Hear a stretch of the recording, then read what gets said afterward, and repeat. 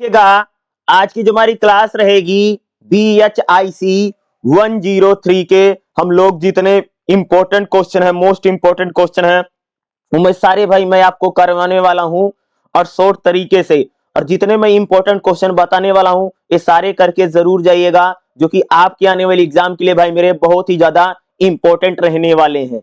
और इस क्लास में मैं लगभग पूरी किताब बता दूंगा, इसमें जितना भी इंपॉर्टेंट आपके लिए रहने वाला है जो भी आता है। तो देखिएगा, पहला हमारा क्वेश्चन क्या रहेगा, शुंग वंश का विस्तार पूर्वक चर्चा करिए, उसका प्रशासन बताओ और उसका नियंत्रण कैसे था। शुंग वंश को लेकर के भाई मेरे एग्जाम में क्वेश्चन 100% आएगा। देखिएगा, शुंग वंश जो है ये लगभग भाई मेरे 185 ईसा पूर्व से लेकर के 73 ईसा पूर्व तक रहा।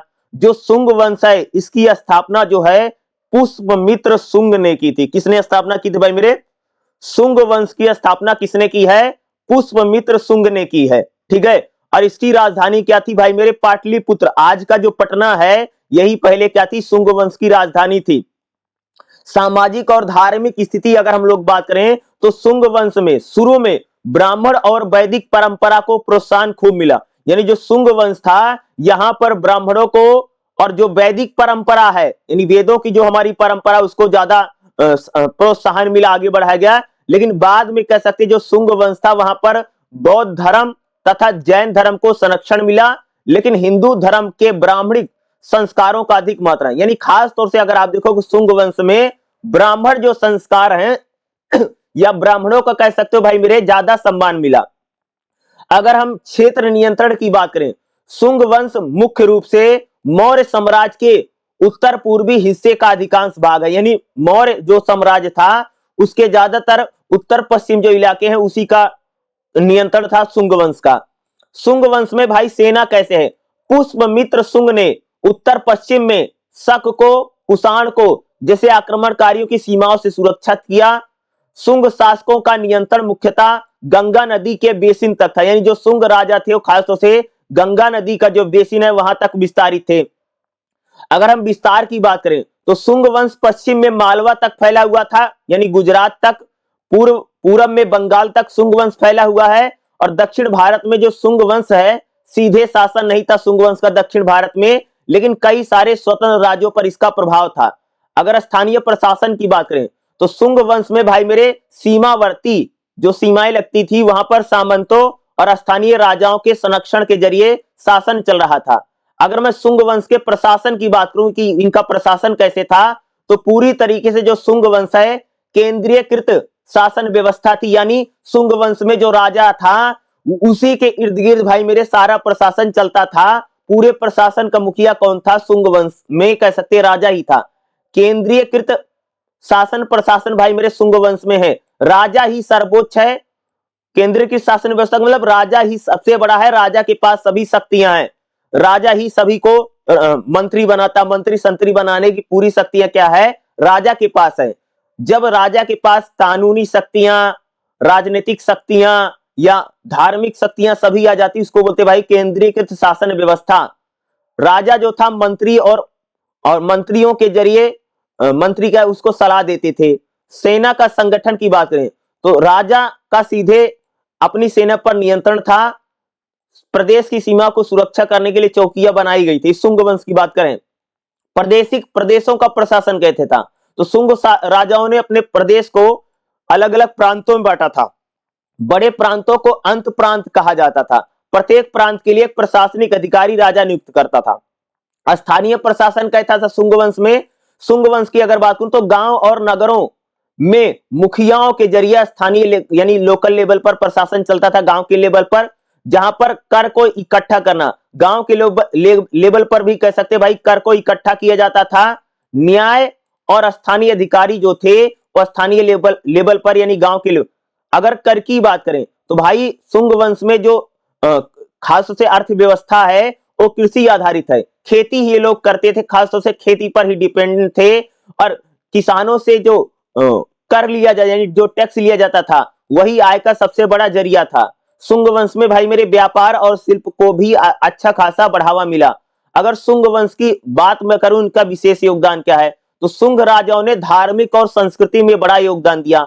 शुंग वंश के राजाओं ने बौद्ध स्तूपों और मंदिरों का निर्माण करवाया, चित्रकला और शिल्पकला का विकास किया। जैसे सांची का स्तूप का निर्माण में शुंग राजाओं का योगदान है। स्मारक उपलब्धियां भी हैं। बाहरी आक्रमणकारियों के विरुद्ध सुरक्षित किया। साहित्य की बात करें, संस्कृत साहित्य ग्रंथों को संरक्षण देने का काम किसने किया? शुंग शासकों ने किया। तो भाई शुंग शासकों ने कह सकते हैं बौद्ध स्तूप और मंदिरों का निर्माण करवाया, दुश्मनों से बाहरी आक्रमणकारियों से इस हमारे देश को बचाया।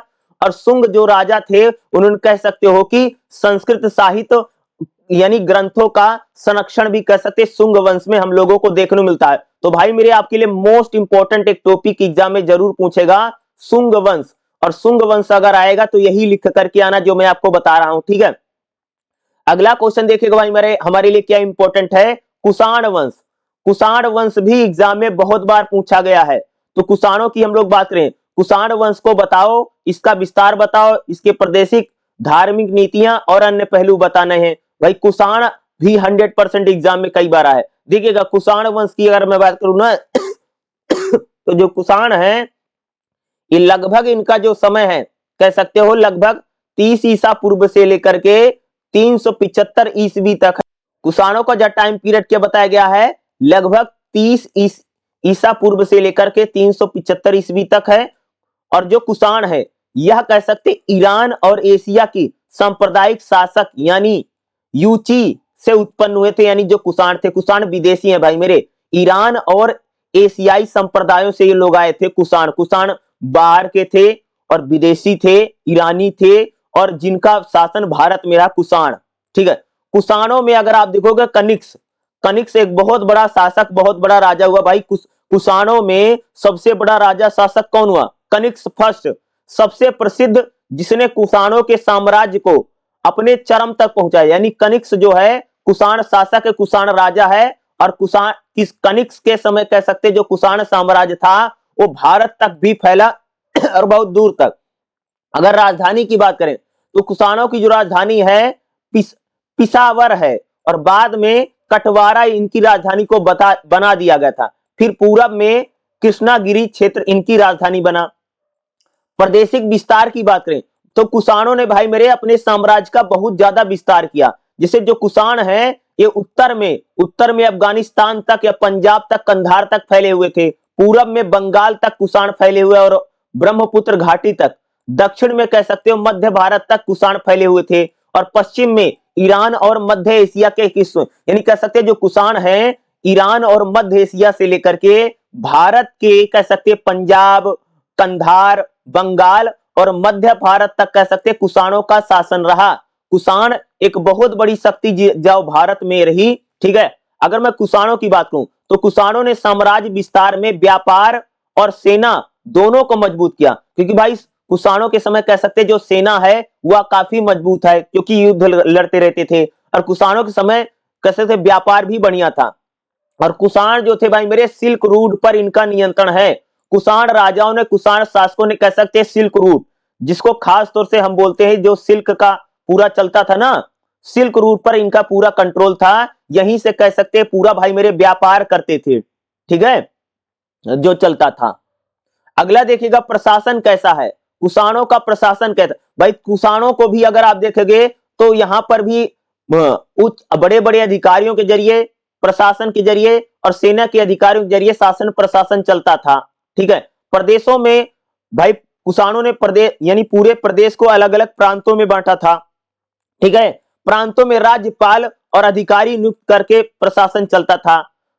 अगर कुषाणों की बात करें तो कुषाण भाई मेरे खास तौर से इनकी जो अर्थव्यवस्था कृषि आधारित है, कुषाणों की अर्थव्यवस्था भी कृषि आधारित थी, पशुपालन और व्यापार चलता था। व्यापारी और व्यापार को प्रोत्साहन कह सकते हो कुषाणों को मिला। कुषाण साम्राज्य में अंतरराष्ट्रीय व्यापार भाई मिले सिल्क रूट के जरिए काफी बड़ी संख्या में हो रहा था, ठीक है। अगर कुषाणों की धार्मिक नीति की बात करें कैसे थी, तो कुषाण जो थे भाई धार्मिक दृष्टि से बहुत उदार थे। यानी कुषाण जो थे बहुत उदार है लोग है, सही सुनो। कुषाणों ने भाई मेरे बौद्ध धर्म को भी संरक्षण दिया। कुषाण विदेशी हैं फिर भी बौद्ध धर्म को सपोर्ट किया भाई। कनिष्क ने महायान में बौद्ध धर्म को प्रोत्साहन दिया।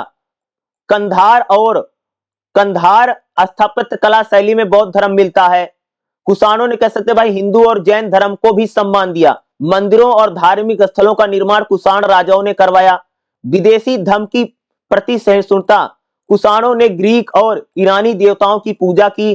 कई कई मुद्राओं और कई सिक्कों पर उन्होंने हिंदू देवी देवताओं की भी चिन्ह अंकित करवाए। कह सकते हैं जो कुषाण थे वो धार्मिक रूप से सभी को बराबर मानते थे। कुषाणों के साम्राज्य में, राज्य में देखोगे तो धार्मिक विविधता भी हमको बहुत दिखाई देती है, क्योंकि कुषाण जो थे भाई धार्मिक रूप से बड़े उदार थे। उन्होंने बौद्ध धर्म को, जैन धर्म को और हिंदू धर्म का भी आगे बढ़ाने में उन्होंने बहुत ज्यादा योगदान दिया।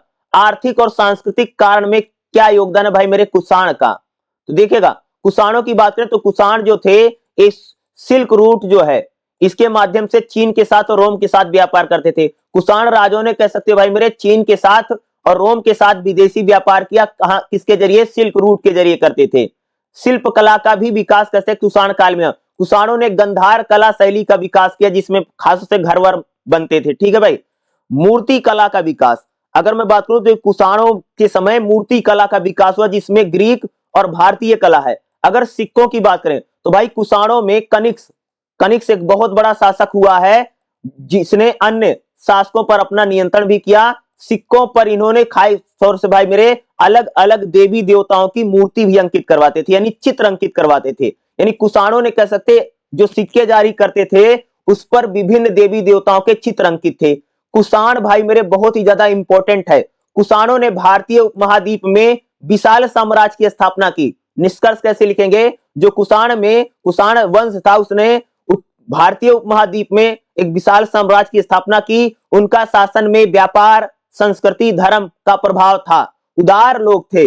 कनिष्क जो था कुषाणों का सबसे बड़ा शासक या राजा हुआ है। कनिष्क के समय कह सकते हो कि जो है कुषाण साम्राज्य है अपने चरम पर, अपने पीक पर रहा, यानी जहां पर धार्मिक सहिष्णुता, आर्थिक समृद्धता और कला का विकास हुआ। तो भाई कुषाण वंश इंपॉर्टेंट है, एग्जाम में आएगा ही आएगा। अगला हम लोग जो पढ़ेंगे भाई मेरे सातवाहन साम्राज्य। सातवाहन भी भाई मेरे बहुत ज्यादा इंपॉर्टेंट है और ये क्वेश्चन भी एग्जाम में बहुत बार पूछा गया कि सातवाहनों को बताइए। सातवाहनों के स्रोत, राजनीतिक इतिहास और प्रशासन की हम लोग बात करेंगे। एक और भी हम लोग साम्राज्य को पढ़ने जा रहे हैं, सातवाहन। तो भाई मेरे जो सातवाहन है ना, ये खास तौर से अगर आप देखोगे तो महाराष्ट्र के इलाके में, आज जो हमारे देश में भाई मेरे महाराष्ट्र है ना, तो महाराष्ट्र के इलाके में कह सकते हो एक साम्राज्य का उदय हुआ। वही लोग क्या है भाई मेरे? सातवाहन हैं। अगर मैं सातवाहनों की बात करूं तो भाई सातवाहन जो है लगभग 230 ईसा पूर्व से लेकर के 220 ईस्वी तक रहे। जो सातवाहन है ये मौर्य साम्राज्य के पतन के बाद, तो भाई मेरे अगर आप लोग देखोगे जब मौर्य साम्राज्य खत्म हो गया तो उसके बाद महाराष्ट्र और आंध्र प्रदेश के इलाके में सातवाहनों का उदय हुआ। सातवाहन साम्राज्यों का उदय कहां हुआ भाई मेरे? महाराष्ट्र और कर्नाटक के इलाके में मौर्य साम्राज्य के बाद कह सकते हो कि सातवाहन साम्राज्य का उदय हुआ। और कब हुआ भाई मेरे? 230 ईसा पूर्व से लेकर के 220 ईस्वी तक। और इनकी राजधानी पहले पाटलिपुत्र थी। सातवाहनों ने सबसे पहले अपनी राजधानी पाटलिपुत्र रखा, बाद में इनकी राजधानी भाई मेरे बदल गई थी और जाकर के खास तौर से मध्य प्रदेश में कह सकते हैं बना दी गई। सॉरी नहीं, महाराष्ट्र में भाई मेरे, महाराष्ट्र इनका मेन सेंटर है सातवाहनों का, याद रखिएगा। जो सातवाहन है इनकी भाषा क्या है भाई? प्राकृत है। संस्कृत साहित्य और बौद्ध धर्म को संरक्षण कहां मिला भाई मेरे? सातवाहनों का। सातवाहनों के भाई सोर्स कहां से मिलते हैं, कहां से जानकारी सातवाहनों के बारे में मिलती है? तो सातवाहनों के इतिहास का ज्ञान हमें मुख्य रूप से अभिलेखों से मिलता है। जैसे नासिक इनकी राजधानी है। ठीक है, नासिक से, श्रीनगर से आदि स्थानों से कई सारे अभिलेख मिलते हैं जहां से सातवाहनों राजाओं के बारे में पता चलता है। सिक्कों के जरिए सातवाहनों राजाओं ने अपने सिक्कों पर शासक का नाम, देवता का नाम, उनकी प्रतिमा अंकित करा, जिससे सातवाहनों के बारे में जानकर। सातवाहनों को भाई विदेशी स्रोत भी मिलते। यूनान और रोम के लेखकों ने सातवाहन राजाओं के बारे में लिखा। ठीक है, बौद्ध और जैन ग्रंथ में कह सकते हो कि सातवाहनों के बारे में, सातवाहन साम्राज्य के बारे में। तो सातवाहनों की राजधानी क्या भाई? नासिक यानी महाराष्ट्र और कह सकते हो भाई मेरे कि आंध्र प्रदेश के इलाके में जिस साम्राज्य का उदय हुआ इसी को भाई मेरे बोलते हैं सातवाहन। सातवाहनों का राजनीतिक इतिहास क्या है? तो सातवाहन खास तौर से भाई मेरे महाराष्ट्र और आंध्र प्रदेश के इलाके में थे। और इनमें कौन कौन से राजा हैं? तो सातवाहनों में अगर आप देखोगे ग्राम भट्ट ये प्रशासनिक राजा है। कृष्णा अर्जुन महान राजा हुए भाई मेरे सातवाहनों के। ठीक है, अगर सातवाहनों की बात करूं तो इन्होंने कहां कहां तक अपना विस्तार किया? तो भाई सातवाहन उत्तर भारत में मध्य प्रदेश, मध्य भारत और मध्य प्रदेश तक सातवाहनों का विस्तार रहा। सातवाहन भाई मेरे खास तौर से दक्षिण भारत में महाराष्ट्र, आंध्र प्रदेश और कर्नाटक के इलाके में फैले हुए हैं। भाई अगर आप देखो जो सातवाहन कहां पर है, महाराष्ट्र में है, महाराष्ट्र का इलाका, आंध्र प्रदेश का इलाका और कर्नाटक के हिस्से में कह सकते हैं कि सातवाहन थे। पश्चिम में अगर आप देखोगे तो गोवा और कोंकण तक कह सकते हैं भाई सातवाहन है। सातवाहनों की सुरक्षा कैसे है? सातवाहनों ने भाई अपने राज्य की सीमा को सुरक्षित किया युद्ध के समय। मौर्य और शुंग वंश के बाद एक बड़ी शक्ति के लिए इन्होंने संघर्ष किया भाई, वो सातवाहन थे। सातवाहनों का प्रशासन कैसा है? तो सातवाहनों का भी जो प्रशासन है केंद्रीय प्रशासन है और प्रांतीय प्रशासन है। केंद्रीय प्रशासन सातवाहनों का था। यानी सातवाहनों भाई राजा ही सर्वोच्च है, राजा के पास ही सभी अधिकार हैं। राजा न्याय का भी अधिकारी है, सेना का भी अधिकारी है, प्रशासन का भी अधिकारी है। सारी शक्तियां राजा के पास ही भाई मेरे निहित है। सातवाहनों में सहायक अधिकारी राजा की मदद करते थे। सातवाहनों ने मंत्रियों के जरिए अपना शासन प्रशासन चलाते थे। मंत्री नीति बनाने में, नियम बनाने में, कानून बनाने में काम करते थे। कई सारे सचिव नियुक्त करके काम चलता था।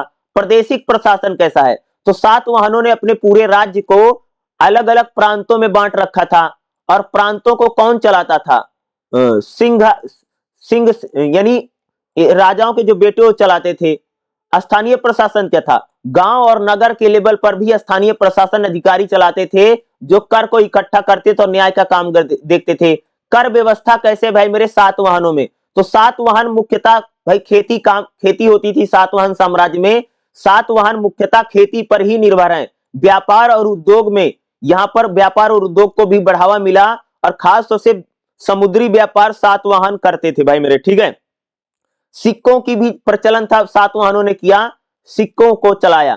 सांस्कृतिक और धार्मिक योगदान अगर सातवाहनों, तो सातवाहन जो थे उन्होंने भाई मेरे धर्म में अगर आप देखोगे तो बौद्ध धर्म को संरक्षण दिया, सपोर्ट किया। जैन और बौद्ध धर्म और हिंदू धर्म को भी समर्थन सातवाहनों ने किया। सांस्कृतिक योगदान, सातवाहन भाई मेरे प्राकृत भाषा में साहित्य और नाटकों का विकास किया।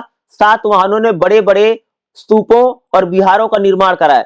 अजंता और अलोरा में बौद्ध स्थल की निर्माण करवाने में सातवाहन राजाओं का या सातवाहन शासकों का बहुत बड़ा योगदान है। तो भाई मेरे सातवाहन बहुत इंपॉर्टेंट है, एग्जाम में आएगा ही आएगा। सातवाहन साम्राज्य मौर्यों के बाद, यानी जब मौर्यों का पतन हो गया तब कह सकते कि भाई मेरे महाराष्ट्र और कर्नाटक के इलाके यानी दक्षिण भारत में सातवाहन एक बड़ी राजनीतिक शक्ति बनकर के उभरे। सातवाहनों का केंद्रीय शासन है, प्रदेशों का इन्होंने बहुत ज्यादा विस्तार किया। सातवाहनों ने धार्मिक रूप से बौद्ध और जैन धर्म को सपोर्ट किया। सातवाहनों में भाई कला और व्यापार को भी बहुत ज्यादा बढ़ावा मिला। तो सातवाहन साम्राज्य जो है भाई मेरे बहुत ही ज्यादा मोस्ट इंपोर्टेंट टॉपिक है, मोस्ट इंपोर्टेंट क्वेश्चन है। सातवाहनों को लेकर के एग्जाम में क्वेश्चन भाई मेरे आपको आएगा ही आएगा। जो जो बता रहा हूं सारे करके जाना है। अगला अगर मैं इंपॉर्टेंट क्वेश्चन की बात करूं तो भाई मेरे एक क्वेश्चन एग्जाम में बहुत बार पूछा गया है, गुप्त और गुप्तोत्तर काल में अर्थव्यवस्था और व्यापार को बताओ। भाई गुप्त काल में खास तौर से एग्जाम में गुप्त और गुप्तोत्तर काल में अर्थव्यवस्था कैसे थी, व्यापार कैसे था या राजनीति कैसे थी, इस टाइप का क्वेश्चन जरूर आएगा। तो लगभग 4वीं से 7वीं शताब्दी की बात हो रही है। गुप्त और गुप्तोत्तर काल में भाई अर्थव्यवस्था और समाज और राजनीति कैसे, देखिएगा गुप्त काल को भारतीय इतिहास का भाई मेरे स्वर्ण काल कहा जाता है। गुप्त काल में कह सकते कृषि, व्यापार, शिल्प सभी का बहुत ज्यादा विकास हुआ। लेकिन जब गुप्तों का पतन हो गया, जब गुप्त साम्राज्य खत्म हो गया, उसके बाद कह सकते कि भारत में राजनीतिक उठापटक रही, छोटे छोटे राजाएं आते हैं। गुप्त काल के बाद कह सकते हो कि भाई मेरे ना तो अर्थव्यवस्था का विकास हुआ, ना तो भारत में कह सकते व्यापार हमें दिखाई देता है। ठीक है, तो गुप्त काल की अर्थव्यवस्था कैसे है? तो भाई गुप्त काल में खास तौर से खेती की जाती थी, खेती आधारित अर्थव्यवस्था थी, कृषि होती थी। ठीक है, गुप्त काल में कृषि होती थी और खास तौर से धान, गेहूं, जौ, गन्ना, तिल और कपास की खेती होती थी। सिंचाई के लिए कुएं और तालाब और नहरों का निर्माण करवाया गया था। गुप्त काल में भाई किसानों से कर लेकर के यानी राजा जो है सबसे ज्यादा कमाई का जरिया था। गुप्त काल में भाई भूमि दान की भी प्रणाली थी। गुप्त काल में ब्राह्मणों को भूमि दान दिया जाता था, ठीक है, ताकि वो जाकर के भाई स्कूल खोल सकें और मंदिर बना सकें। गुप्त काल में राज्य में यानी जैन धर्म और बौद्ध धर्म को बहुत ज्यादा सम्मान मिला। गुप्त काल के बाद गुप्तोत्तर काल में अगर आप देखोगे भूमि दान और ज्यादा बढ़ गया। गुप्त काल में भाई शिल्प और व्यापार कैसे था, तो गुप्त काल में कपास और रेशम का व्यापार था। कपड़ा बनाने में लोहा, तांबा, सोना का धातु का काम होता था। गुप्त काल में हाथी दांत, मनके और आभूषण बनाए जाते थे। गुप्त काल में शिल्पकारों का भी विकास हुआ। गुप्त काल में व्यापार कैसे था भाई मेरे, तो गुप्त काल में अगर व्यापार की बात करूं तो नगरों और कस्बों के साथ व्यापार होता था। गुप्त काल में भाई मेरे पाटलिपुत्र, उज्जैन, मथुरा और वैशाली व्यापार के केंद्र हैं। यहां पर सबसे ज्यादा व्यापार होता था भाई मेरे गुप्त काल में। कहां कहां? पाटलिपुत्र, उज्जैन, मथुरा और वैशाली में होता था। गुप्त काल में कह सकते भाई विदेशी व्यापार भी था। विदेशी यानी रोम के साथ व्यापार होता था गुप्त काल में। दक्षिण पूर्व एशिया, चीन के साथ व्यापार था। समुद्री व्यापार भी भाई मेरे गुप्त काल में रहा। अरब सागर और बंगाल की खाड़ी के साथ व्यापार रहा, ठीक है। निर्यात भी, जैसे मसाले का, रेशम का, सूती कपड़ों का, हाथी दांत का निर्यात होता था। गुप्त काल में सोना, चांदी जैसे बहुमूल्य पत्थरों के जरिए व्यापार रहा। मुद्रा व्यवस्था क्या है गुप्त काल में? गुप्त काल में भाई मेरे सोने की सिक्के, चांदी के सिक्के भी बनाए जाते थे और व्यापारिक लेन देन में यही चलते थे। गुप्तोत्तर काल की अर्थव्यवस्था क्या है भाई? जब गुप्त साम्राज्य का पतन हो गया, इस टाइप का क्वेश्चन एग्जाम में खूब आया है भाई मेरे। गुप्तोत्तर काल की अर्थव्यवस्था बताओ, तो भाई गुप्तोत्तर काल में भाई मेरे कृषि और भूमि व्यवस्था में बहुत ज्यादा कमी आई। कृषि गुप्तोत्तर काल में होती थी लेकिन खेती में बहुत ज्यादा इनकम नहीं थी। भूमि दान बढ़ गया। ग्रामीणों का गांव गांव पर पूरी तरह से सभी डिपेंडेंट हो गए। सामंती प्रवृत्तियां बढ़ गई। गुप्त काल में कह सकते हो जो शिल्प का काम होता था, नगरों की स्थिति खराब हो गई। कुछ नगरों का तो भाई गुप्तोत्तर काल में पतन हो गया। शिल्प का काम तो था लेकिन पहले जैसा नहीं था। मंदिरों में अर्थव्यवस्था का केंद्र बन गए। गुप्तोत्तर काल में व्यापार क्या है, तो भाई गुप्तोत्तर यानी जब गुप्तों का पतन, तब व्यापार कैसे था, तो आंतरिक व्यापार बहुत ज्यादा होता था। स्थानीय व्यापार, क्षेत्रीय व्यापार ज्यादा था। विदेशी व्यापार कम हो गया। अगर गुप्तोत्तर काल में विदेशी व्यापार की बात करें तो रोम साम्राज्य का पतन होने से व्यापार कम हुआ। विदेशी व्यापार गुप्तोत्तर काल में। दक्षिण पूर्व एशिया के साथ संपर्क बना रहा लेकिन व्यापार घट गया। मुद्रा संकट, गुप्तोत्तर काल में कह सकते सोने की सिक्कों में कमी आई। चांदी और तांबे की सिक्कों का भी प्रयोग होने लगा। गुप्त और गुप्तोत्तर काल की तुलना कैसे कर सकते हैं, तो भाई मेरे अगर आप देखोगे तो गुप्त काल में बहुत ज्यादा समृद्धि है, बहुत ज्यादा अमीर है, अर्थव्यवस्था बढ़िया है। लेकिन गुप्तोत्तर काल में जो कह सकते हो कि अर्थव्यवस्था बहुत ज्यादा कमजोर हो जाती है। गुप्त काल में भाई मेरे जो कृषि है वो बढ़ रही थी लेकिन गुप्तोत्तर काल में खेती घट रही है। गुप्त काल में कह सकते व्यापार जो था बहुत बढ़िया था लेकिन गुप्तोत्तर काल में व्यापार कम हुआ। गुप्त काल में भाई सोने की सिक्के खूब बने लेकिन गुप्तोत्तर काल में सिक्कों में मिलावट आ गई। गुप्त काल में कह सकते नगरों का खूब विकास हुआ। गुप्त काल में बड़े बड़े नगर बने और नगरों का विकास खूब होता है। लेकिन गुप्तोत्तर काल में कह सकते नगर छोटे बने नहीं बल्कि नगरों का पतन होता चला गया। तो भाई मेरे गुप्त काल की अर्थव्यवस्था या गुप्तोत्तर काल की अर्थव्यवस्था और समाज को लेकर के जरूर आपके एग्जाम में क्वेश्चन आता ही आता है भाई मेरे। अरे मोस्ट इंपॉर्टेंट क्वेश्चन मैं बता रहा हूं। गुप्त और गुप्तोत्तर काल की अर्थव्यवस्था बताओ, समाज बताओ। इस समाज में भाई अगर गुप्त काल की बात करो तो समाज में तो भाई मेरे जाति के नाम पर है। अगर गुप्त और गुप्तोत्तर काल की समाज की बात करूं भाई गुप्त और गुप्तोत्तर काल में अगर आप देखोगे ब्राह्मण, क्षत्रिय, वैश्य, शूद्र ये 4 वर्ण थे और समाज में वर्ण व्यवस्था है भाई मेरे गुप्तोत्तर काल में। समाज की अगर बात करूं तो जब आपसे एग्जाम में पूछे गुप्तोत्तर काल का समाज बताइए तो आपको बता देना भाई समाज में क्या नंबर 1 पे ब्राह्मण है, पूजा पाठ करवाने का काम करते हैं। नंबर 2 पर कौन है भाई मेरे? क्षत्रिय हैं जो राजा या सेना में जाते हैं। नंबर 3 पर वैश्य हैं जो व्यापार करता बनिया। और नंबर 4 पर भाई मेरे शूद्र हैं जो खेती ओती का काम करते थे और कारीगरी का काम करते थे। नंबर 5 पर अछूत आते हैं जो गांव में नहीं रहते थे, उनको छुआ भी नहीं जाता था। और महिलाओं की स्थिति कह सकते हैं गुप्त और गुप्तोत्तर काल में बहुत सामान्य थी, बड़े घर की महिलाओं को ज्यादा मौके मिलते थे, लेकिन जो सामान्य घरों की महिलाएं थी उनको आगे बढ़ने का मौका नहीं मिलता था। तो गुप्त काल का भाई मेरे समाज क्या है या गुप्तोत्तर काल की सामाजिक स्थिति क्या है, इस टाइप का भी क्वेश्चन आपको एग्जाम में देखने को मिलेगा ही मिलेगा। ठीक है, चलिए अगला क्वेश्चन बताते हैं भाई मेरे। अगला जो हमारा क्वेश्चन क्या रहेगा, आपको एग्जाम में बहुत सारे ऐसे क्वेश्चन आएंगे, 300 इस शताब्दी, 300 ईसा पूर्व से लेकर के 200 ईसा पूर्व तक भाई मेरे, जिसे मौर्य काल, गुप्त काल और गुप्तोत्तर काल में मूर्ति कला और वास्तुकला कैसे रही। तो भाई मेरे मूर्ति कला और वास्तुकला को लेकर के एग्जाम में जरूर क्वेश्चन पूछा जाता है। तो भाई मेरे मौर्य मौर्य काल के बाद जो समय है उसको उसकी बात करेंगे, वहां पर मूर्ति कला कैसे है। तो भाई मौर्य साम्राज्य के पतन के बाद अगर आप देखोगे तो बिंदु बिंदु पर विकसित हुआ, कांसे और तांबे की मूर्तियां बनाई जाती थी। मूर्ति कला की बात करें तो भाई मौर्य काल में और गुप्त काल में अगर आप देखोगे तो कौन किस मूर्ति में क्या बनता था भाई मेरे, तांबे की मूर्तियां, कांसे की मूर्तियां, स्तूपों का और धार्मिक स्थलों पर मूर्ति के अवशेष मिलते हैं। मूर्तियों में भाई मेरे गांधी मूर्ति यानी मथुरा और गंधार कला शैली का उदाहरण मिलता है। मानव आकृति की सबसे ज्यादा मूर्तियां बनाई जाती थी, मानव की जो आकृति उसका मूर्तियां। वास्तुकला क्या यानी क्या क्या निर्माण, तो स्तूपों और स्तंभों का निर्माण भाई मेरे मौर्य और मौर्योत्तर काल में हुआ। जैसे सारनाथ, सारनाथ में स्तूप का निर्माण करवाया, जिसे कई सारे बौद्ध विहारों का निर्माण हुआ।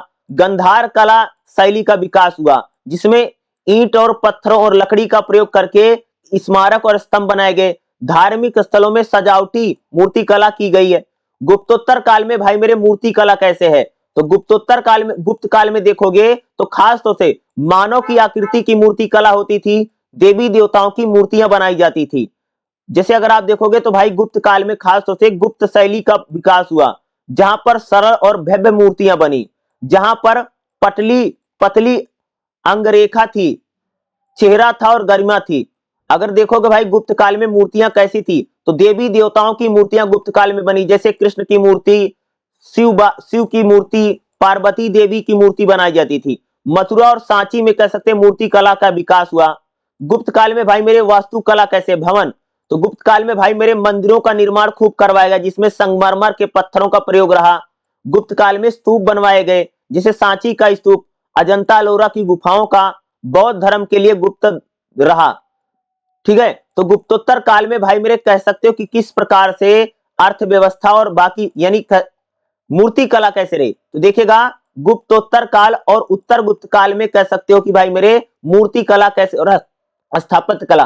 तो भाई मूर्ति कला में अगर आप देखोगे सजावटी और जटिल होती चली गई। मूर्ति कला को अगर आप देखोगे देवी देवताओं की प्रतिमा ज्यादा बनती थी। मूर्ति कला में यानी आम लोगों की मूर्तियां बनाई जाती थी, जिसे कोणार्क का सूर्य मंदिर और खजुराहो के मंदिर की मूर्तियां कह सकते हैं भाई मेरे मूर्ति कला का विकास बताती हैं। वास्तुकला क्या है, अगर आप देखोगे तो मंदिरों का निर्माण करवाया गया, जिसे कंधार और महाराष्ट्र में गुफा मंदिर बने, जिनकी डिजाइन अलग थी। संगमरमर के पत्थरों का प्रयोग भाई मेरे खास तौर से निर्माण में हुआ यानी वास्तुकला में हुआ। ठीक है, नक्काशी और स्तंभ और शिखर शैली का प्रयोग रहा। हिंदू और बौद्ध और जैन धर्म में मंदिरों का निर्माण जो है मिश्रित शैली में हुआ है।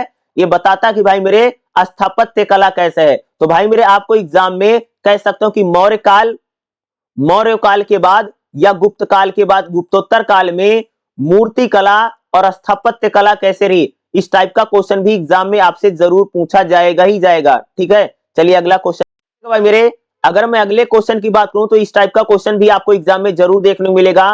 पौराणिक हिंदू धर्म को बताओ, वैष्णव पंथ, शैव पंथ और शक्ति पंथ को बताओ। पौराणिक यानी भाई मेरे पौराणिक यानी पुराना, पुराना हिंदू धर्म क्या है, और पौराणिक हिंदू धर्म को लेकर के एग्जाम में भाई मेरे बहुत बार क्वेश्चन पूछा गया, जो मैं बताने वाला हूं। देखिएगा पौराणिक हिंदू धर्म की बात करेंगे तो भाई पौराणिक हिंदू धर्म की परिभाषा देखिएगा। पौराणिक हिंदू धर्म में वह धार्मिक परंपरा है जो पुराणों को मानती है। तो भाई मेरे जो लोग पुराणों को मानते थे, वेदों को मानते थे, वही पौराणिक हिंदू धर्म है, जहां पर ईश्वर की पूजा होती थी, धर्म और मोक्ष पर बल दिया जाता था। पौराणिक हिंदू धर्म भाई गुप्त काल और उसके बाद रहा। पौराणिक हिंदू धर्म में क्या है, देवी देवताओं की पूजा की जाती, जैसे शंकर जी की, विष्णु जी की, और देवी जी की, दुर्गा उर्गा की पूजा। कथा और पुराणों पर आधारित है हिंदू धर्म। जिसे अगर आप देखोगे पौराणिक हिंदू धर्म में भाई मेरे कथाएं और पुराणों पढ़ते हैं। यहाँ पर यज्ञ हवन पूजा पाठ खूब किया जाता था भाई मेरे पौराणिक हिंदू धर्म। पौराणिक हिंदू धर्म आम जनता में बहुत ज्यादा लोकप्रिय है। पौराणिक हिंदू धर्म की अगर महत्व की बात करें, गुप्त काल में उत्तर भारत में धार्मिक एकता को बनाने में हिंदू धर्म का बहुत बड़ा योगदान है। पौराणिक हिंदू धर्म में साहित्य कला का भी विकास हुआ। पौराणिक हिंदू धर्म में भाई मेरे वैष्णव पंथ क्या है, तो वैष्णव पंथ कह सकते हैं, उनको बोलते वैष्णव उनको कहा जाता है जो लोग भाई मेरे भगवान विष्णु को मानते थे, भगवान विष्णु की पूजा करते थे, वही वैष्णव है। विष्णु के अवतारों की जो लोग पूजा करते थे जैसे राम और कृष्ण की, यही भाई मेरे वैष्णव पंथ के लोग हैं। गुप्त काल में और मध्य काल में सबसे ज्यादा जो लोकप्रिय थे भाई मेरे वो कौन से थे, वैष्णव पंथ इंपॉर्टेंट है। वैष्णव में कह सकते जो लोग राम और कृष्ण को, राम और कृष्ण की पूजा और आराधना करते भाई मेरे, वही वैष्णव है। जैसे वैष्णव जो लोग थे, जो वैष्णव थे, ठीक है, अगर मैं हम लोग वैष्णव की बात करें ना, तो भाई मेरे खासतौर से भगवान विष्णु की पूजा और आराधना करते हैं। और भक्ति आंदोलन में वैष्णव संप्रदाय का बहुत बड़ा योगदान है। वैष्णव धर्म के लोग भाई मेरे भगवत पुराण, विष्णु पुराण की खूब बात करते हैं। और ये लोग मंदिरों में जाकर के भजन कीर्तन पूजा आराधना खूब करते हैं वैष्णव धर्म के लोग। इन्होंने भाई मेरे मंदिरों का निर्माण कराया, मूर्ति कला में योगदान दिया वैष्णव धर्म के लोगों ने। अगला भाई मेरे शैव संप्रदाय। तो भाई मेरे शैव संप्रदाय कौन है, जो लोग भगवान शंकर की पूजा करते हैं या जो लोग भगवान शंकर को ही भगवान मानते हैं, सबसे बड़ा यानी कह सकते देवता मानते हो, शैव संप्रदाय है। शैव संप्रदाय में भगवान शिव यानी शंकर को सबसे बड़ा ईश्वर माना गया है। प्राचीन काल और मध्यकाल और दक्षिण भारत में, उत्तर भारत में शैव संप्रदाय सबसे ज्यादा रहा। शैव संप्रदाय में क्या है, भगवान शिव की पूजा की जाती है। भगवान शिव की तपस्या, योग और ध्यान को सबसे ज्यादा महत्व क्या है भाई शैव संप्रदाय में। शैव संप्रदाय में भाई मेरे शिव पुराण और काशी खंड का योगदान है। और शैव संप्रदाय में भाई भगवान शंकर का डमरू, त्रिशूल और शिवलिंग का महत्व है। शैव संप्रदाय में मूर्ति स्थापित कला और मंदिरों का निर्माण हुआ। शैव संप्रदाय में भाई सन्यासी और बाबाओं का बहुत बड़ा योगदान है। शैव संप्रदाय में भक्ति और तप पर बल दिया। भाई शक्ति पंथ क्या है, यह शक्ति संप्रदाय। तो शक्ति यानी जब देवी की पूजा की जाती है, जैसे दुर्गा है, चंडी है, इनका जब इसको बोलते हैं तो शक्ति संप्रदाय, शक्ति पंथ बोलते हैं। तो देवी के यानी जिसमें जैसे माँ दुर्गा, माँ काली, लक्ष्मी और सरस्वती की जो पूजा की जाती है, इसी को बोलते हैं भाई मेरे शक्ति पंथ। क्या है ये, शक्ति पंथ है। यानी जहां पर देवियों की पूजा की जाती है इसको शक्ति पंथ बोलते हैं। और इसकी विशेषता क्या है, यहां पर देवी माता यानी जैसे दुर्गा है, काली है, लक्ष्मी है, सरस्वती है, इनकी जब पूजा की जाती है करते हैं हम लोग, इसको बोलते हैं शक्ति पंथ। ठीक है, यहाँ पर धार्मिक अनुष्ठान में यज्ञ हवन पूजा पाठ देवी की खूब होती है, जिसमें देवी पुराण और कालिका पुराण होता है। जैसे अगर आप देखो, जैसे दुर्गा पूजा और अन्नपूर्णा महोत्सव एक शक्ति पंथ का उदाहरण है। शक्ति पंथ में भाई मेरे देवियों की पूजा, माँ काली है, दुर्गा है, सरस्वती है और महिलाओं की शक्ति को बताया जाता है। और यही यहाँ पर कह सकते हैं इसका प्रभाव रहा। तो खास तौर से भाई मेरे शैव संप्रदाय, वैष्णव संप्रदाय और शक्ति संप्रदाय में जिसमें देवी यानी शक्ति की पूजा की जाती है, जिसमें काली माता है, दुर्गा माता है, लक्ष्मी माता है, सरस्वती जी हैं, जब हम लोग इनकी पूजा आराधना करते हैं, इनको क्या बोलते हैं भाई मेरे, शक्ति पंथ। ठीक है, यानी देवी की पूजा, यानी इसमें देवियां सर्वोच्च हैं, जैसे दुर्गा जी हैं, काली जी हैं, लक्ष्मी माता हैं, सरस्वती माता हैं। भाई मेरे जब इनकी पूजा आराधना की गई, जब सबसे बड़ी भगवान माताएं बन गई, लक्ष्मी, दुर्गा, काली और सरस्वती जी बन गई, देवी जी बन गई, इसी को बोलते हैं भाई मेरे शक्ति पंथ। और ये इंपॉर्टेंट है एग्जाम में, या तो पौराणिक हिंदू धर्म या तो आपको शैव पंथ, वैष्णव पंथ या शक्ति पंथ का क्वेश्चन एग्जाम में आएगा ही आएगा। ठीक है, अगला क्वेश्चन देखिएगा क्या रहेगा, उत्तर और दक्षिण भारत में शिल्प उत्पादन कैसे रहा। उत्तर और दक्षिण भारत में शिल्प उत्पादन के समय समाज, अर्थव्यवस्था और संस्कृति बताओ। तो भाई शिल्प उत्पादन क्या है, उत्तर भारत में जो गुप्त काल में 4 से 6ठी शताब्दी तक कह सकते हो कि शिल्प उत्पादन खूब रहा। खास तौर से गंगा यमुना घाटी में, कन्नौज में, पाटलिपुत्र, कौशाम्बी में शिल्प उत्पादन में क्या रहा, यहाँ खास तौर से मूर्ति बनाई जाती थी, मूर्ति कला का विकास हुआ। जैसे भगवान बुद्ध की मूर्ति, हिंदू देवी देवताओं की मूर्ति और जैनों में तीर्थंकर की मूर्ति बनी।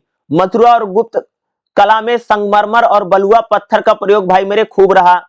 धातु में क्या हुआ, जिसे कांसे और पीतल की मूर्तियां बनाई गई, सिक्कों का दैनिक यूज होता था, मिट्टी के भी मूर्तियां बनाई गई धार्मिक और घरेलू उपयोग के लिए। ठीक है, अगर आर्थिक और सामाजिक भूमिका की बात करें तो भाई यहां पर शिल्प काम के लिए नगरों का विकास हुआ, गांव के स्तर पर शिल्प का काम होता था, मंदिर और राजमहल में काम होता था। अगर हम महत्व की बात करें तो गुप्त काल में भाई मेरे भारतीय कला का स्वर्ण युग कहा जाता है। गुप्त काल में मूर्ति कला में मानव और देवी देवताओं की आकृति खूब बनाई जाती थी। धार्मिक और सांस्कृतिक प्रसार हुआ। दक्षिण भारत में शिल्प उत्पादन कैसे था, इंपॉर्टेंट है। तो भाई मेरे दक्षिण भारत में दक्कनी और तमिलाहम में शिल्प उत्पादन खूब रहा, जिसमें मदुरई, कांचीपुरम, वारलगंग और तिरुचापल्ली में शिल्प उत्पादन था। और दक्षिण भारत में शिल्प उत्पादन में क्या क्या होता था, जैसे काठ और पत्थर, यानी काठ यानी लकड़ी और पत्थर से ज्यादातर काम होता था। शिल्प मतलब होता भाई कारीगरी का काम इसको। तो जैसे अगर दक्षिण भारत में बात करोगे तो मंदिरों का निर्माण करवाया गया, मूर्ति कला और नक्काशी का काम होता था शिल्प उत्पादन में। पांड्य और चोल राजाओं ने कह सकते कांसे की मूर्तियों का निर्माण, धातु का भी काम होता था। तो भाई दक्षिण भारत में अगर शिल्प उत्पादन में जैसे कांसे का काम होता था, तांबे की मूर्तियां और जैसे नटराज की और देवी की बनाई गई, मिट्टी के भी गांव के लोग भाई मेरे खास तौर से मिट्टी से बनी चीजें बनाते थे, सजावटी और धार्मिक वस्तुएं। रेशम और कपड़े का भी व्यापार कह सकते दक्षिण भारत में खास तौर से हो रहा था। ठीक है, रेशम जिसे बुनाई और रेशम का उत्पादन हुआ। व्यापार और अंतरराष्ट्रीय व्यापार भाई मेरे दक्षिण भारत में समुद्री व्यापार खूब रहा। आर्थिक और सामाजिक भूमिका क्या है, तो भाई दक्षिण भारत में शिल्पकार जो थे इन नगरों में और शहरों में खूब रहते थे। मंदिरों का निर्माण हुआ, धार्मिक गतिविधियां बढ़ी, समुद्री व्यापार और विदेशी व्यापार दक्षिण भारत में कह सकते भाई मेरे शिल्प में होता था। गंधार कला तमिल शैली का विकास हुआ, धार्मिक सांस्कृतिक और सामाजिक संदेश मिला। ठीक है, तो भाई मेरे उत्तर भारत में तथा दक्षिण भारत में शिल्प उत्पादन को लेकर के आपको एग्जाम में क्वेश्चन पूछे जरूर जा सकते हैं। जो जो बता रहा हूं करके जाना ही देखिएगा। अगला हमारा क्वेश्चन करेगा भाई मेरे महिलाओं की स्थिति बताओ। मौर्य काल, मौर्योत्तर काल, गुप्त काल, यहां पर भाई मेरे महिलाओं की स्थिति क्या है, और महिलाओं की स्थिति को लेकर के आपको एग्जाम में क्वेश्चन देखने को मिल सकता है। तो देखिएगा महिलाओं की स्थिति भाई ना तो राजनीति में अच्छा ना तो समाज में अच्छा है। देखो भाई, अगर मौर्य काल की बात करें या गुप्त काल की बात करें या मान लीजिए कह लीजिए भाई मेरे 200 ईस्वी से लेकर के 300 ईस्वी तक, या 200 ईस्वी से लेकर के 300 ईस्वी तक अगर आप देखोगे तो महिलाओं की स्थिति भाई मेरे बहुत ज्यादा खराब है। जो बड़े घर की महिलाएं होती थी उनको तो भाई राजनीति में सम्मान मिला, लेकिन जो सामान्य घर की महिलाएं होती थी उनको राजनीति में कोई सम्मान नहीं मिलता था। बड़े घर की महिलाएं भाई मेरे रानी राजकुमारी ये महिलाओं को सम्मान था। गुप्त काल में अगर आप देखोगे जैसे कालिदास ने चोल रानियों का वर्णन किया, बताता कि भाई मेरे अगर आप देखोगे तो जो बड़े घर की महिलाएं थी, या कह सकते हो कि जो अमीर घर की महिलाएं हैं उनको तो सम्मान है, उनका तो समाज में ठीक है, लेकिन सामान्य महिलाओं की स्थिति खराब है। समाज में खास तौर से पुत्रों को पुत्र प्रधान व्यवस्था है। लड़का होना अच्छा माना जाता था, लड़की होना अच्छा नहीं माना जाता था। अगर देखोगे महिला भाई अपने मन से विवाह नहीं कर सकती थी, परिवार में महिला की नहीं चलती है। समाज जो पूरी तरह से पुरुष प्रधान समाज है। ऊंची जाति की महिलाओं को शिक्षा में, धर्म में प्रोत्साहन योगदान तो मिलता था, लेकिन जो सामान्य घर की महिलाएं थी उनको कहीं पर भी आने जाने का मौका नहीं था, घर की चार दीवारी में कैद थी। विवाह और पारिवारिक स्थिति क्या है, तो भाई अगर महिलाओं की अगर स्थिति की बात करें तो विवाह की बात करो, अधिकांश महिलाओं का भैया मेरे बाल विवाह कर दिया जाता था। आपको पता ना भाई पुराने टाइम में हमारे यहाँ क्या होता, बाल विवाह होता ना, छोटी उम्र में शादी कर देते लड़की की। दूसरा, वर विवाह प्रचलित था, यानी यानी यहाँ पर क्या होता था कि लड़का कैसा भी हो उसके साथ भैया लड़की की शादी कर देते थे, देखते नहीं थे। विवाह में पति और परिवार की भूमिका थी। तो भाई विवाह जब हो जाए ना तो लड़की पूरी तरीके से भैया अपने पति पर ही आश्रित रहती थी, परिवार ही लड़की का पूरा पालन पोषण करता था। ठीक है, परिवार में भाई मेरे महिलाओं की स्थिति बहुत ज्यादा कमजोर है। परिवार में महिलाओं को सिर्फ गृहिणी समझा जाता है, खाना बनाना, बर्तन मांजना, कपड़े धोना यही महिलाएं काम करती थी। महिलाओं को संपत्ति में कोई अधिकार नहीं मिलता था। विधवाओं की स्थिति कह सकते हैं समाज में बहुत खराब थी। वैदिक काल और गुप्त काल में भाई मेरे सती प्रथा का प्रचलन था। भाई मेरे अगर किसी महिला का पति मर गया तो भाई मेरे उस महिला को भी उसके पति के साथ जला दिया जाता था। गुप्त और गुप्तोत्तर काल में सती प्रथा थी महिलाओं के लिए। विधवाओं को समाज में कोई स्थिति नहीं थी। आर्थिक स्थिति की बात करें, अर्थव्यवस्था में खास तौर से अगर आप देखेंगे क्या योगदान रहा, तो भाई मेरे महिलाओं की स्थिति जो है ना बहुत इंपॉर्टेंट है। और आपको महिलाओं की स्थिति को लेकर के कह सकता हूं कि एग्जाम में क्वेश्चन आपको 100% देखने को मिलेगा ही मिलेगा। तो भाई मेरे महिलाओं की स्थिति क्या है, तो जो मैंने महिलाओं की स्थिति वाला मैंने जिक्र किया, इस टाइप का क्वेश्चन कई बार महिलाओं की स्थिति को लेकर के इन लोगों ने पूछा है। तो जो मैं इसमें बता रहा हूं ना, इसको जरूर करके जाना है, ठीक है। महिला की स्थिति आता ही आता है। भाई मेरे अगला हमारा क्वेश्चन करेगा, छठी शताब्दी में व्यापार और शहरीकरण किस प्रकार से हुआ। तो भाई छठी शताब्दी में व्यापार कैसे बढ़ा और धीरे धीरे शहर कैसे बनते चले गए। आप इसको कह सकते हो कि 200 से लेकर 300 ईसा पूर्व तक, या कह लिए छठी शताब्दी में व्यापार और शहरीकरण कैसे रहा। तो भाई छठी शताब्दी में अगर आप देखेंगे गुप्त साम्राज्य का पतन हो गया है और बाद में राजनीति कैसे हुई। तो भाई उत्तर भारत में अगर आप देखोगे तो उत्तर भारत में तो अगर आप देखोगे कन्नौज और वल्लभी संप्रदाय का उदय हुआ। दक्षिण भारत में सातवाहन आए। आर्थिक स्थिति कैसे रही, तो भाई जो अर्थव्यवस्था थी कृषि आधारित अर्थव्यवस्था थी, लेकिन व्यापार बढ़ा। स्थानीय और अंतरराष्ट्रीय व्यापार दोनों रहा। व्यापार कैसे था, तो भाई आंतरिक व्यापार भी होता था कह सकते इस समय।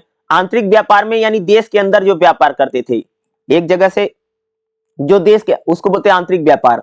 जैसे आंतरिक व्यापार में देखोगे तो कृषि की चीजों का व्यापार हो, जैसे गेहूं, धान, जौ, तिल, इनका व्यापार होता था। हस्तकला शिल्पकला में जैसे धातु की कोई चीज बनी है, लकड़ी है, कपड़ा है, मिट्टी के बर्तन है, इनका व्यापार हो रहा था। व्यापारिक केंद्र कौन कौन से थे, तो जो नगर थे, बड़े बड़े व्यापारिक नगर थे, कस्बे थे, वहां पर व्यापार होता था। स्थानीय लेवल पर क्षेत्रीय व्यापार होता था। विदेशी व्यापार कैसे था, बाह्य व्यापार। विदेशी व्यापार की अगर हम लोग बात करेंगे तो भाई इस समय विदेशी व्यापार में अरब के साथ व्यापार होता था, फारस के साथ व्यापार होता था, पूर्व एशिया और रोम के साथ व्यापार था। समुद्री व्यापार भी होता था। समुद्री व्यापार काफी ज्यादा था जो अरब सागर में बंगाल की खाड़ी के साथ होता था। और विदेशी व्यापार में क्या क्या व्यापार था, मसालों का व्यापार था, रेशम का व्यापार था, गहने, कपड़े, धातु और लकड़ी का व्यापार होता था। सिक्के और मुद्राएं भी व्यापार में यूज होती थी। व्यापार को सुविधाजनक बनाने के लिए सोने और चांदी के सिक्कों का प्रयोग व्यापार में होता था। व्यापारी और ग्रीड भी थे। व्यापारियों को ग्रीड और संगठन बनाए गए थे। व्यापारियों की भूमिका बहुत ज्यादा महत्वपूर्ण है। तो यानी आप लोग कह सकते हैं भाई छठी शताब्दी में व्यापार जो है बहुत बढ़िया हो रहा था। और शहरीकरण भी हुआ। तो छठी शताब्दी में भाई धीरे धीरे नगर बने, शहर बने, क्योंकि भाई ज्यादातर लोग व्यापारी हो गए, व्यापार हो रहा था। उसी प्रकार से धीरे धीरे शहरों का भी विकास हुआ। तो छठी शताब्दी में नगरों का विकास हुआ, जैसे प्रशासनिक नगर, व्यापारिक नगर, धार्मिक नगर। तो भाई अगर आप छठी शताब्दी में देखोगे कन्नौज, पाटलिपुत्र, वल्लभी और मदुरई का विकास हुआ। यहां पर बाजार, मार्केट, जलापूर्ति के नेटवर्क बने। जो भाई मेरे शहरीकरण हुआ, जो शहर बने वहां पर आर्थिक और सामाजिक जीवन बढ़िया था। कृषि और व्यापार खूब होता था। कला संस्कृति का विकास हुआ, ठीक है। अगर हम लोग शहरीकरण की बात करें, नगरीकरण की बात करें, तो मंदिरों का निर्माण, विहारों का निर्माण, स्कूल कॉलेज का निर्माण खूब करवाया गया। शहरीकरण का महत्व क्या है, शहरों से कह सकते भाई शासन, प्रशासन और राजनीति का मजबूत केंद्र बने। आर्थिक गतिविधियों के लिए कह सकते हैं शहरों का विकास हुआ। धार्मिक और सांस्कृतिक जीवन कह सकते हो कि भाई लोगों का शहरों में खूब रहा।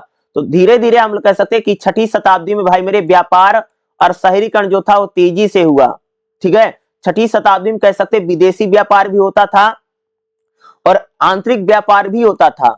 नगर और कस्बों का कह सकते बहुत ज्यादा विकास हुआ।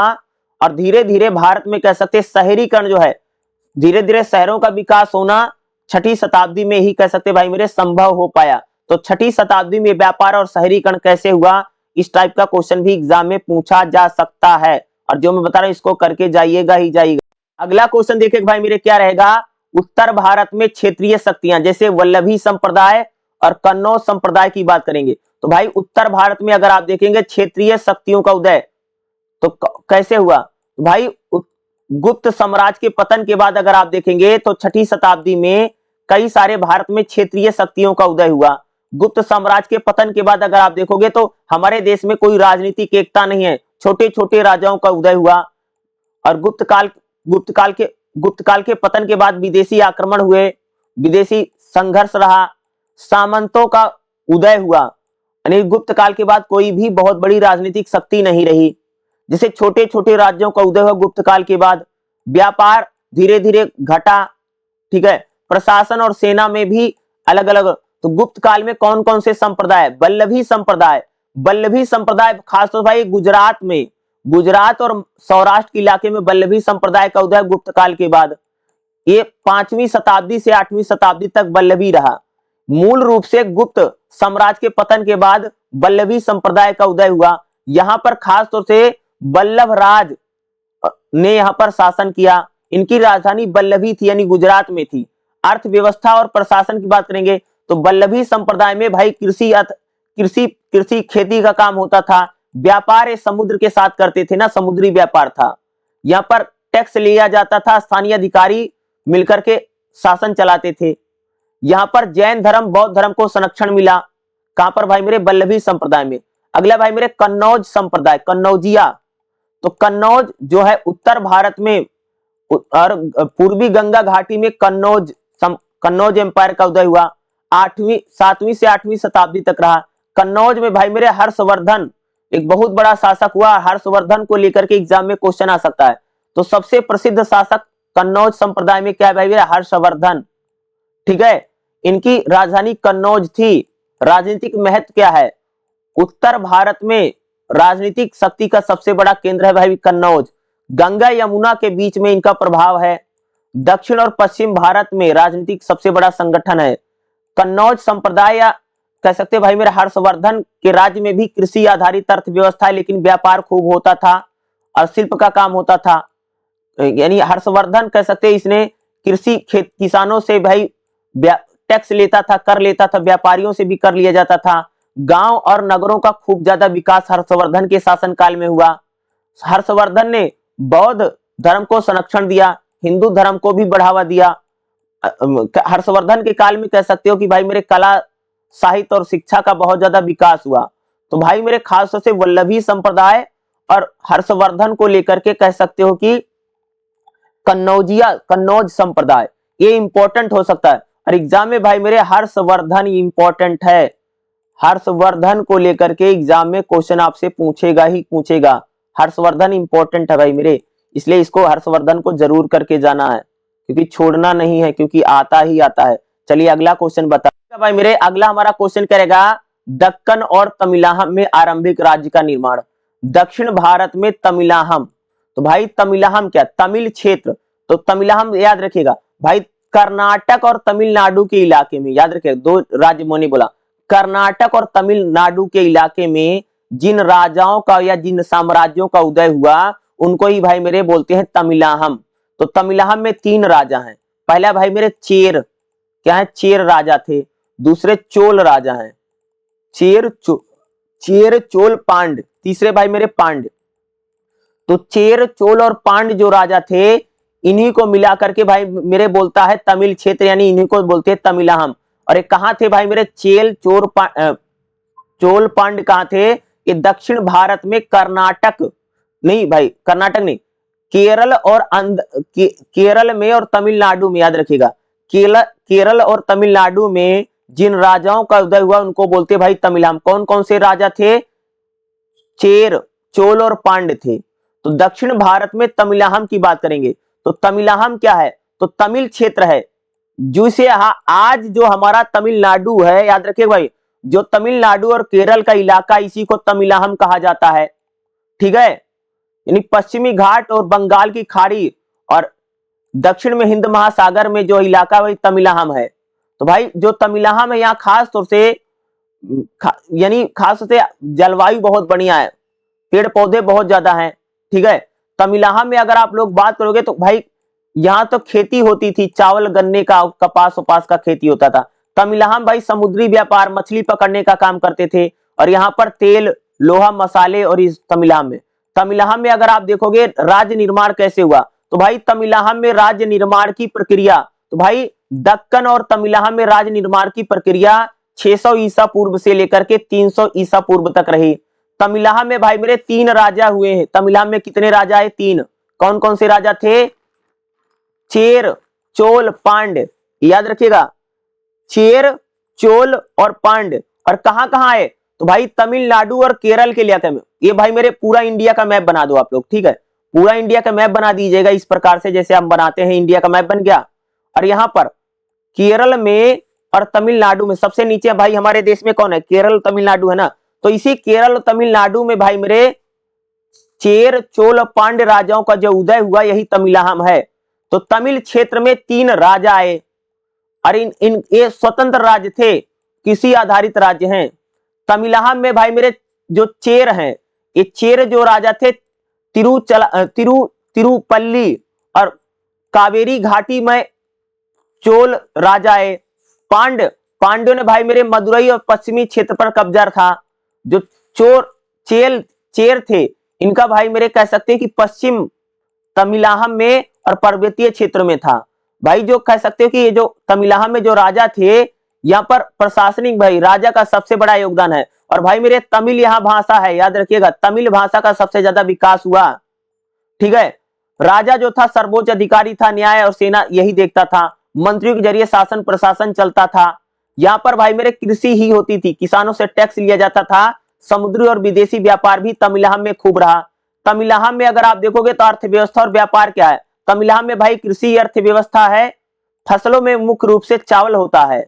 विदेशी व्यापार में रोम के साथ विदेशी व्यापार, दक्षिण एशिया के साथ और श्रीलंका के साथ विदेशी व्यापार इनका होता था। हस्तकला और शिल्पकला का विकास यहाँ खूब हुआ तमिलनाडु यानी तमिल क्षेत्र में। धार्मिक और सामाजिक स्थिति क्या है तमिलनाडु या तमिल राज्य की? तो धार्मिक धर्म की बात करूं तो तमिलनाडु में जो है भाई मेरे बहुदेववादी हिंदू धर्म है। जैन धर्म और बौद्ध धर्म का प्रसार भी तमिलनाडु में हुआ।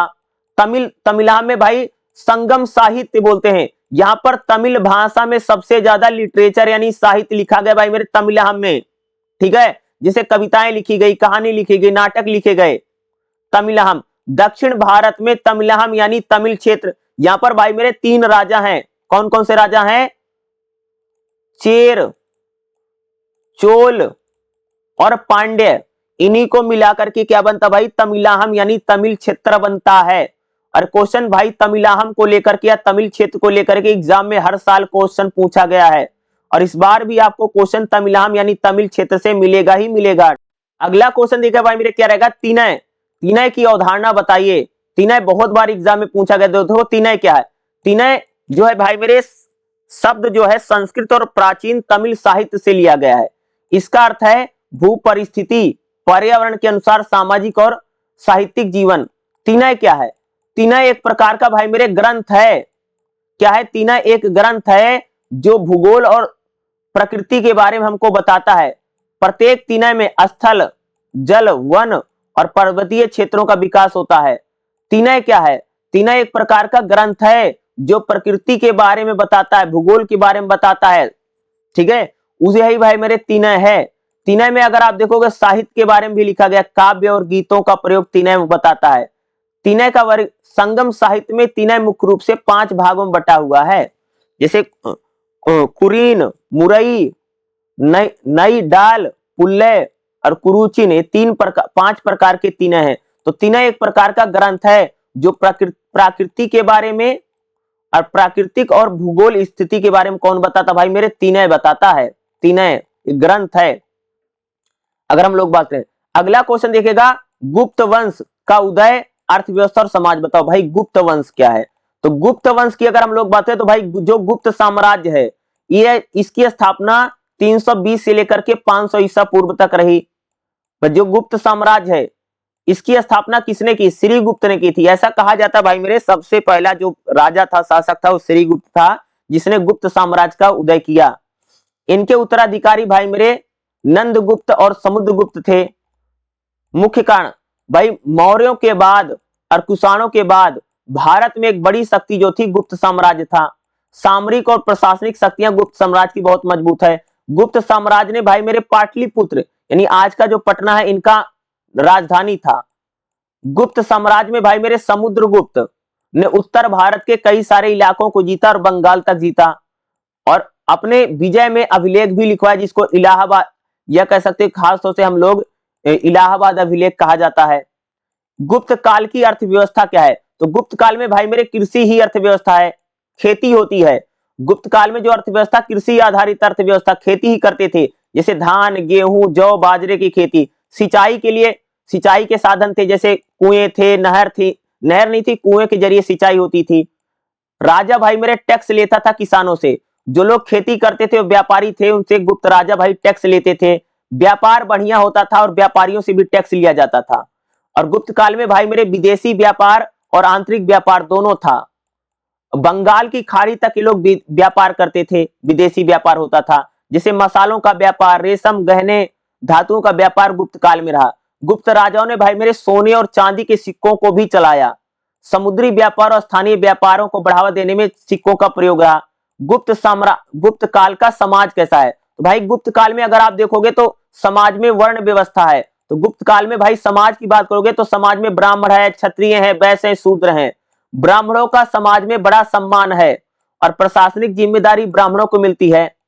गुप्त काल की अगर तो भाई गुप्त काल में भाई मेरे हिंदू धर्म रहा, लेकिन बाद में कह सकते हो कि जैन धर्म, बौद्ध धर्म को गुप्त काल में बहुत ज्यादा प्रोत्साहन मिला। और गुप्त काल में हिंदू धर्म कैसा है? वैदिक हिंदू धर्म है। गुप्त काल में भाई मेरे मंदिरों का निर्माण हुआ, धार्मिक उत्सव का विकास हुआ। गुप्त काल में कह सकते भाई संस्कृत भाषा का बहुत ज्यादा विकास हुआ, जिसमें कालिदास बड़े कवि आते हैं। गुप्त काल में भाई मेरे गणित, खगोल, गणित शास्त्र का, खगोल मतलब अंतरिक्ष विज्ञान का, आयुर्वेद का बहुत ज्यादा विकास हुआ। गुप्त काल में भाई नालंदा और विक्रमशिला जैसी यूनिवर्सिटी के शिक्षा के केंद्र खुले गुप्त काल में। गुप्त काल में भाई मैंने मंदिरों का निर्माण, मूर्ति कला का विकास और चित्रकला का विकास हुआ। गुप्त काल में अजंता अलोरा की गुफाएं और गुप्त काल में गुप्त शैली का कह सकते हैं कि हम विकास हम लोगों को देखने को मिलता है। तो भाई मेरे गुप्त काल को लेकर के भी क्वेश्चन एग्जाम में पूछा जा सकता है। और ये जब आएगा गुप्त काल वाला तो जो जो मैंने बताया, गुप्त काल की अर्थव्यवस्था बढ़िया है, व्यापार अच्छा है, गुप्त काल में कला और संस्कृति का भी कह सकते बहुत ज्यादा विकास हुआ। तो गुप्त काल को लेकर के भी एग्जाम में क्वेश्चन आने की 100% संभावना है। क्वेश्चन देखिए भाई मेरे क्या रहेगा, छठी शताब्दी में व्यापार और शहरीकरण किस प्रकार से हुआ? तो भाई छठी शताब्दी में अगर हम व्यापार और शहरीकरण की बात करें तो छठी शताब्दी में भाई यानी जब गुप्त साम्राज्य का पतन हो गया तब व्यापार कैसे रहा? अगर व्यापार की बात करें छठी शताब्दी में भाई जो व्यापार था, आंतरिक व्यापार होता था, यानी देश के अंदर ही जो व्यापार करते उसको बोलते हैं आंतरिक व्यापार। तो जैसे इसमें यानी खेती के बहुत ज्यादा, जैसे गेहूं, धान, जौ, तिल, इनका व्यापार होता था। हाथ की जो बनाई चीजें थी, जैसे लकड़ी की बनाई वस्तु है, धातु की है, कपड़ा है, मिट्टी के बर्तन का व्यापार होता था। बड़े बड़े व्यापारिक केंद्र थे, ठीक है, जैसे नगर और कस्बों का विकास हुआ, बड़े बड़े व्यापारिक केंद्र बने। विदेशी व्यापार भी कह सकते भाई मेरे छठी शताब्दी में रहा। विदेशी व्यापार किसके साथ? जैसे अरब के साथ, फारस के साथ और रोम के साथ विदेशी व्यापार था। समुद्री व्यापार भी होता था अरब के साथ और बंगाल की खाड़ी में। विदेशी व्यापार में जैसे मसालों का व्यापार, रेशम यानी कपड़ों का व्यापार, गहने, कपड़े, सूती कपड़े, लकड़ी की बनी वस्तुएं या धातु की बनी वस्तुओं का व्यापार हो रहा था विदेशी व्यापार में। सिक्कों का प्रयोग करके व्यापार होता था। व्यापारियों की एक बहुत ज्यादा संगठन बने हुए थे, व्यापारिक संगठन थे। व्यापारिक संगठन बहुत ज्यादा मजबूत है भाई मेरे। छठी शताब्दी में जो व्यापार है बहुत ही सुदृढ़ है, बहुत ही मजबूत है। और छठी शताब्दी में भाई मेरे शहरीकरण भी हुआ, धीरे धीरे शहरों का भी विकास हुआ। जैसे अगर आप देखोगे शहर प्रशासनिक शहर बने, व्यापारिक शहर बने, धार्मिक शहर बने। कौन कौन से शहर? जैसे कन्नौज का विकास हुआ, पाटलिपुत्र, वल्लभी और मदुरई, बड़े बड़े शहरों का विकास हुआ। इनमें बाजार बने, इनमें मार्केट बना, जल को पानी की आपूर्ति हुई और सड़कों का जाल भी कह सकते शहरों में बिछाया गया। शहरों की अगर बात हो, शहरों में भाई खेती और व्यापार दोनों होता था। कला और संस्कृति का विकास शहरों के विकास के कारण हुआ। शहरों के आसपास मंदिर बने, विहार स्तूप बने और शिक्षा के केंद्रों का विकास शहरों में हुआ। शहरीकरण से कह सकते जब भाई धीरे धीरे शहर बने, उससे व्यापार बढ़ा, राजनीतिक केंद्र बने शहर, आर्थिक गतिविधियों के कारण आर्थिक गतिविधियां शहरों में सबसे ज्यादा होती रही। धार्मिक और सांस्कृतिक जीवन भाई शहरों में बहुत ज्यादा उच्च रहा। तो जितने मैं क्वेश्चन खास तौर से आपको बता रहा हूं ना, इस टाइप का क्वेश्चन भाई मेरे एग्जाम में आपको 100% देखने को मिलेगा। ये सारे आपको मैं अगर बताऊं तो मोस्ट इंपोर्टेंट टॉपिक हैं जो मैं आपको करा रहा हूं। और याद रखिएगा एग्जाम में कई बार ना भाई मेरे 200 से लेकर के 300 बीसी या ईसा पूर्व बीसी के का राजनीति बताओ, समाज बताओ, अर्थव्यवस्था बताओ, इस टाइप का क्वेश्चन अगर आता तो जो जो मैंने बताया इसी प्रकार से बताना। कई बार एग्जाम में दिखेगा 300 ईसीबी बीसी से ले क्या बोलेगा भाई 200 बीसी से लेकर के 300 बीसी का समाज बताओ, अर्थव्यवस्था बताओ, व्यापार बताओ। इस टाइप का भी अगर कोई क्वेश्चन आता तो जो मैंने बता रखा है इसी टाइप से आपको बताना है, क्योंकि कई बार ज्यादा लोग लिखेंगे 200 बीसी से लेकर के 300 बीसी के बारे में बताइए। तो जो जो मैंने बता रखा है यही आपको बताना है। और जितने मैंने क्वेश्चन करवा रखे हैं BHIC 103 में जितने मैंने क्वेश्चन करवा रखे हैं ये सारे क्वेश्चन एग्जाम में भाई मेरे आपको करके जाना ही जाना है। जितना मैं पढ़ा रहा हूं, जितना मैं बता रहा हूं, इतना करके जरूर चले जाएगा। एग्जाम में आपको भाई मेरे जो मार्क्स हैं 100% अच्छे मिलेंगे, बढ़िया मिलेंगे। जितना बता रहा हूं इतना करके जरूर जाइएगा, एग्जाम आपका बेहतरीन ही जाएगा, कोई समस्या वाली बात नहीं है। बाकी भी क्वेश्चन अगर मैं बताऊंगा उनको जरूर कर लीजिएगा जो मैं क्वेश्चन बता दूंगा। तो भाई मेरे अगर बाकी क्वेश्चन की बात करूं तो आप लोग ना तो खास तौर से ना जैसे भारतीय यूनानी शासक पढ़ लेना, ठीक है। उर सभा नगरम क्या है, चालुक्य और पांड्यों के बारे में पढ़ लीजिएगा, ठीक है। दूसरा अगर बात करूं जो मैं बता रहा हूं उनको द्रविड़ भाषाएं, पल्लव वास्तुकला तो मैंने बता ही दिया है आपको जो जो बता रहा हूं। जिसे कुषाण के बारे में बता दिया, तीनय बता दिया, ठीक है। हर्षवर्धन की उपलब्धियां जरूर पढ़ना, हर्षवर्धन के बारे में जिक्र जिसे बोलता है ना। देखो ये क्वेश्चन देखो 300 बीसी से लेकर के 800 तक महिलाओं की स्थिति। तो भाई महिलाओं की देखो टाइम पीरियड कुछ भी पूछे लेकिन महिलाओं की स्थिति आपको वैसे बतानी जैसे मैंने आपको अभी बताया, ठीक है। प्राचीन भारत में स्थापत्य कला, यानी स्थापत्य कला मतलब भाई जैसे मैंने बताया मंदिरों का विकास हुआ, मंदिर बने, और खासतौर से स्थापत्य कला में सांची का स्तूप बना, बौद्ध विहार बने, यही स्थापत्य कला है। तमिल साहित्य वही तमिलाहम है भाई मेरे। तमिलाहम तमिल जो चेल है, चोल है, जो पांड है, उन लोगों ने जो तमिल भाषा में जो कविता, कहानी, उपन्यास लिखे गए। उदयगिरी और एरण की मूर्ति कला। आर्यभट्ट, भाई आर्यभट्ट के बारे में। पुराण और महाकाव्य, तो भाई पुराण तो 18 है, महाकाव्य कौन है, रामायण और महाभारत को भाई मेरे महाकाव्य माना जाता है। और जो जो क्वेश्चन बता रहा हूं इतना जरूर। सातवाहन तो मैंने बता दिया। समुद्रगुप्त है भाई मेरे, जो कह सकते हो कि गुप्त साम्राज्य का एक बड़ा शासक समुद्रगुप्त था जिसने भारत के कई सारे इलाकों को जीता। हर्षवर्धन का प्रशासन क्या है, तो भाई जो मैंने प्रशासन बता रखा है इसी के हर्षवर्धन को जोड़ के लिख देना अगर आता है एग्जाम में, ठीक है। जैसे संगम युग में महिलाएं, तो महिलाओं के बारे में मैंने बता ही रखा है। भक्ति आंदोलन, भाई हिंदू धर्म में जो बुराइयां, जो कुरीतियां हैं उनको दूर करने के लिए जो आंदोलन चला वही भक्ति आंदोलन है। क्योंकि हिंदू धर्म में भाई मेरे जातिवाद है, भेदभाव है, छुआछूत है। इसको दूर करने के लिए कबीर हैं, गुरु नानक हैं, मीराबाई हैं, इन लोगों ने एक आंदोलन चलाया जो भक्ति आंदोलन है, जिसमें ईश्वरीय भक्ति की बात की गई भाई मेरे भक्ति आंदोलन में। मथुरा कला शैली क्या है, तो भाई मेरे मथुरा कला शैली जो है मंदिर निर्माण करने की तरीका है। मंदिर कैसे बनेगा जिसमें खासतौर से गुम्मद बनती है, देखा होगा ना भाई मेरे मंदिर ऐसे बना होता है और बीच में ऐसे गुम्मद बनती है, यही मथुरा कला शैली है। और जो जो मैंने इंपॉर्टेंट बता रहा हूं इतना जरूर करके जाइएगा भाई मेरे, एग्जाम आपका अच्छा जाएगा और बेहतरीन ही जाएगा। जितना मैंने करवाया इतना करके जाइए और एग्जाम आपका नंबर 1 जाएगा। जो जो बता रहा हूं, जो जो पढ़ा रहा हूं ये सारे करके जाना है, ओके।